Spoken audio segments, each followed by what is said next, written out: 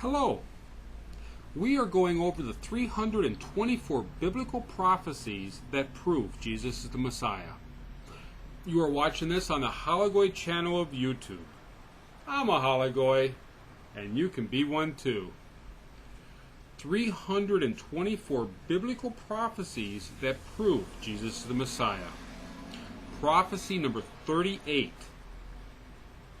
Had ye believed Moses, ye would believe me.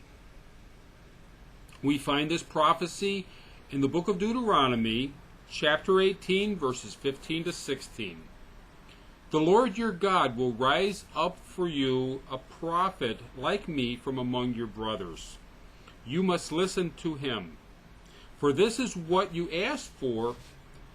This is what you asked of the Lord your God at Horeb on the day of the assembly, when you said, "Let us not hear the voice of the Lord our God, nor see this great fire any more, or we will die."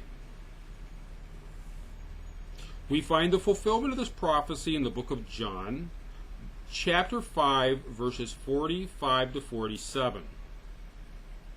But do not think that I will accuse you before the Father, for your accuser is Moses, on whom your hopes are set. If you believed in Moses, you would believe in me, for he wrote about me. But since you did not believe what he wrote, how are you going to believe in what I say?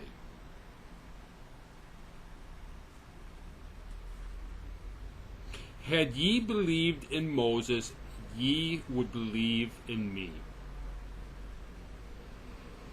Jesus is making some pretty strong statements here.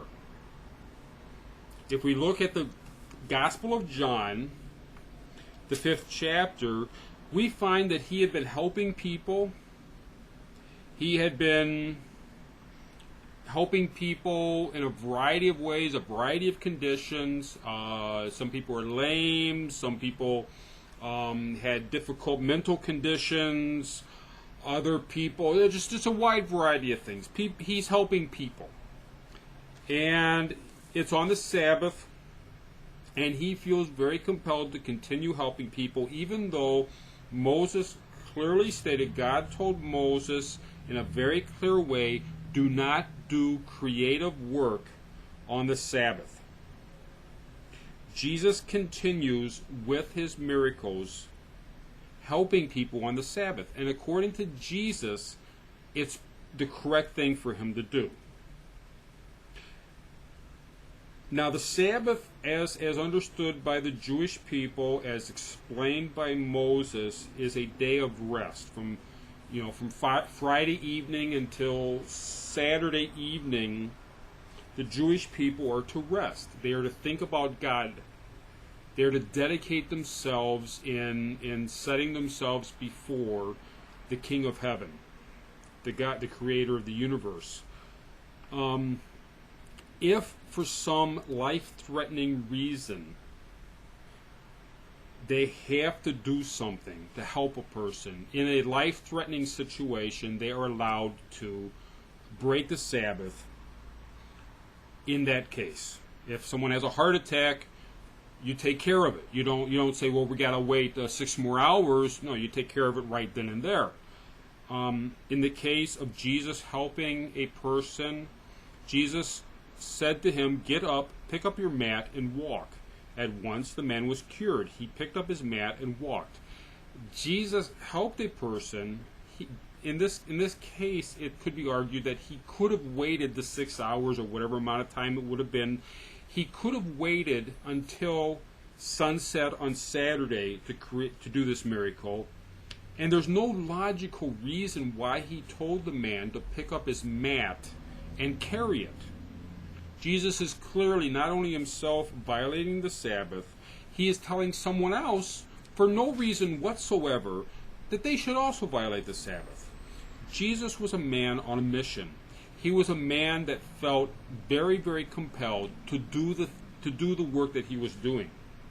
And he felt so compelled that he could not see anything else going on around him. He could not see any other needs besides what he felt a compulsion to do.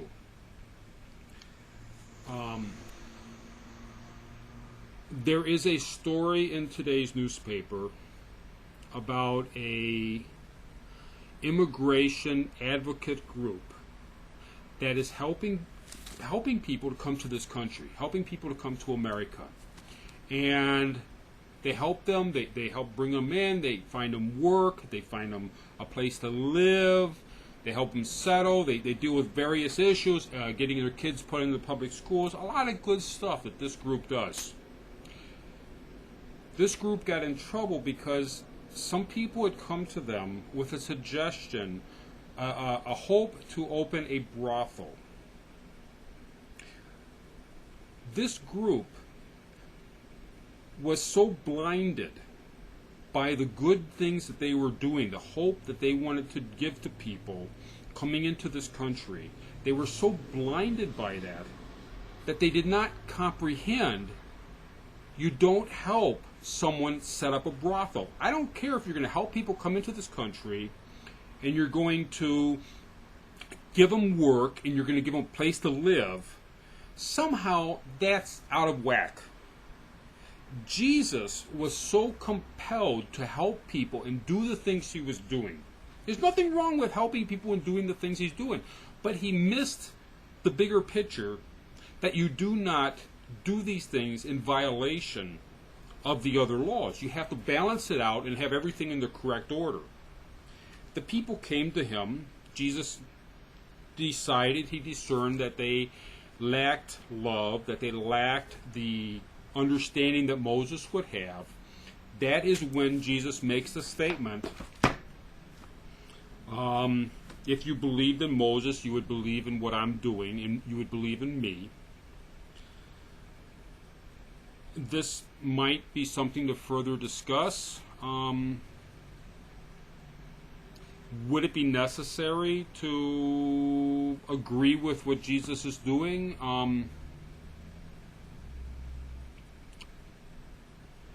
Obviously, Jesus was doing good, but he was violating the broader commandments that he was supposed to be operating in. These people brought a question to him, and he responded as probably some of the people at this immigration group are going to respond, hey, we're trying to help people, leave me alone.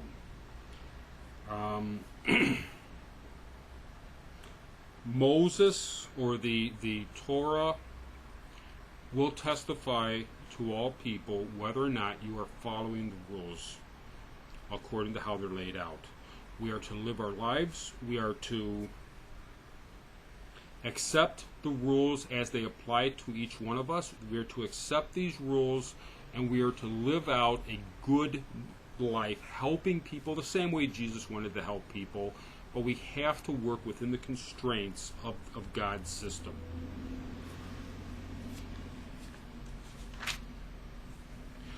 The next prophecy, sent by this Father to speak his word. Deuteronomy chapter 18, verse 18. Thank you very much.